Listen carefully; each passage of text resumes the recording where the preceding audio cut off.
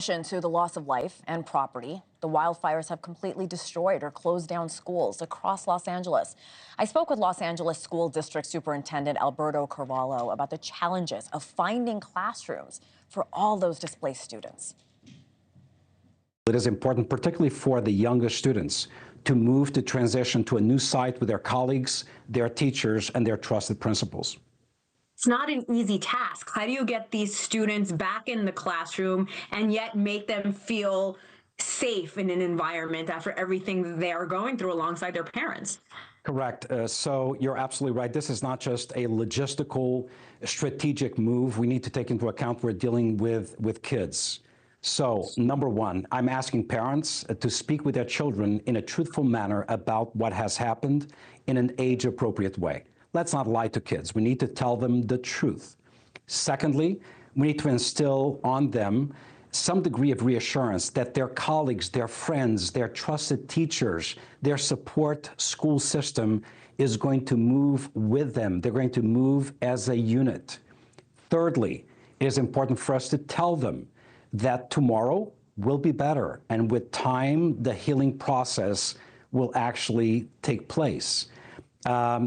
Key for us is expedited actions. So we are hoping to reopen the school system Monday. Obviously, that depends on improved conditions. And for us, the enemy, the true enemy beyond the fire or the winds, is the permanence of smoke clouds above certain communities that, quite frankly, create unhealthy air quality conditions.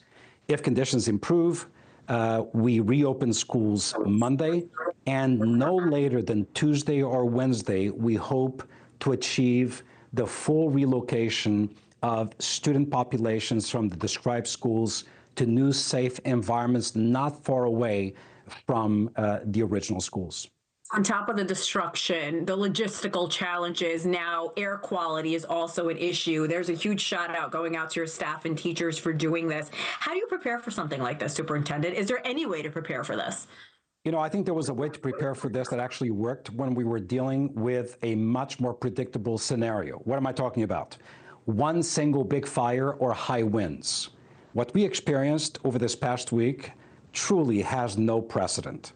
We're talking about 4, 5, 6 simultaneous large-scale fires in hard-to-reach areas, wrapped around, in some instances, hurricane-strength winds at 60, 70, 90 miles per hour.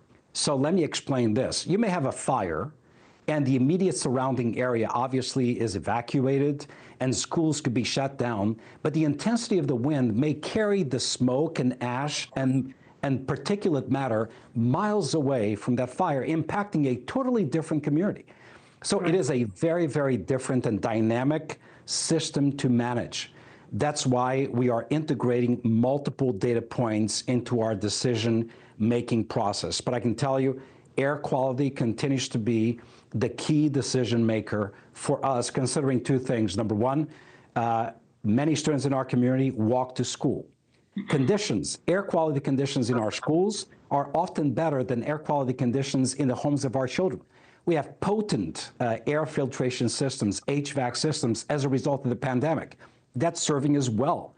But that walk to school could not necessarily be the best for children. Secondly, we have a significant number of individuals who have been evacuated from their homes. Some of our own workforce members have lost their homes. All of that is taken into account as we make decisions regarding the reopening of schools. Just a massive operation. Our thanks to Alberto Carvalho. Thanks for watching. Go to joinnn.com to find NewsNation on your television provider. And don't forget to click the red subscribe button below to get more of NewsNation's fact-driven, unbiased coverage.